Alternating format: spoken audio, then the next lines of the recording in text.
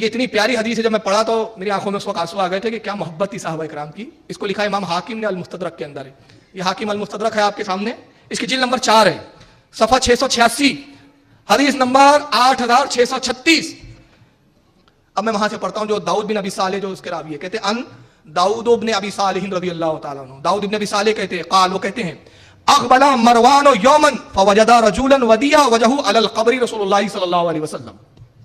وہ کہتے ہیں ایک مرتبہ مروان مدینے کا حاکم تھا اور انتہائی بدترین انسان تھا.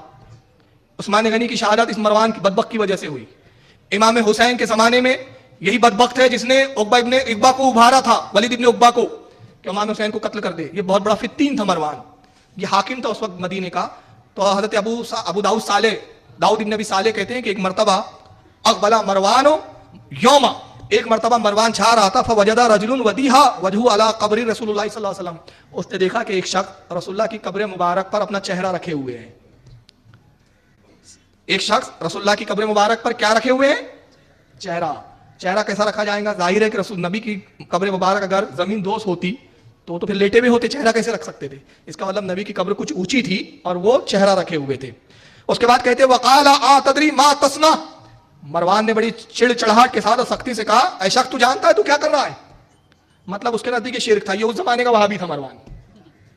اے شخص کیا کر رہا ہے؟ یہ تو جانتا ہے؟ اتدری ما تصنع، جانتا ہے تو کیا کر رہا ہے؟ قال نعم، اس شخص نے اپنے سر کو اٹھایا اور کہا ہاں میں جانتا ہوں، میں کیا کر رہا ہوں، مجھے معلوم ہے خوب. فاقبلوا علیہ فاذا ہوا ابو ایوب الانصاری رضی اللہ عنہ.